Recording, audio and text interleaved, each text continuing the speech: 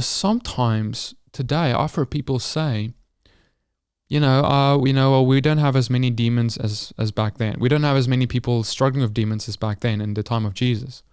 Because look how many demons, it seems like Jesus was casting out demons all the time, and Yeshua's disciples were casting out demons all the time. And now so obviously, we don't have many demons today because, we don't see them being cast out all the time anymore.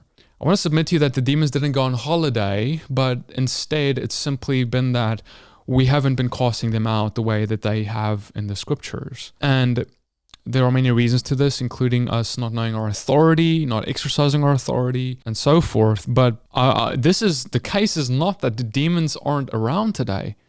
People think that demons, when someone has a demon, they immediately just think of someone who's like absolutely possessed by the demonic. Okay, someone who is absolutely like walking around and he needs to be chained down, otherwise he's going to go crazy and hurt people. And, that can happen in possession, but most demonic oppressions happen under the surface. These are people who operate reasonably normally. They may have a few little weird quirks and weird extremes about their personalities, but for the most part, you wouldn't look at them, and without discernment, you won't be able to know that they have a demon. And this is what people don't understand, is that demons hide, but demons do show up when they're confronted.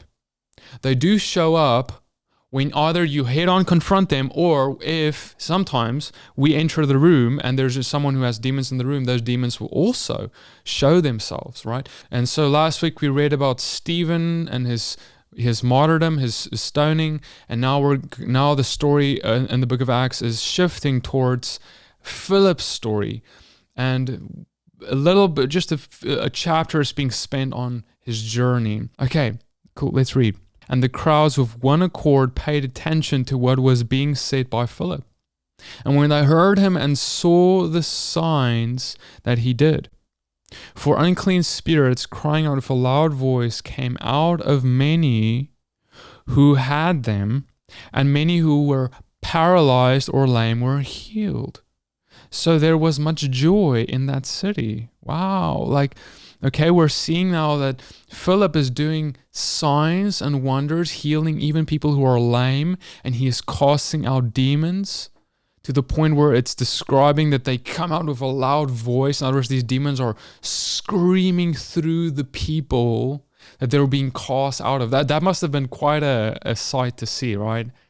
Like, imagine just someone casting out demons. The demons are screaming.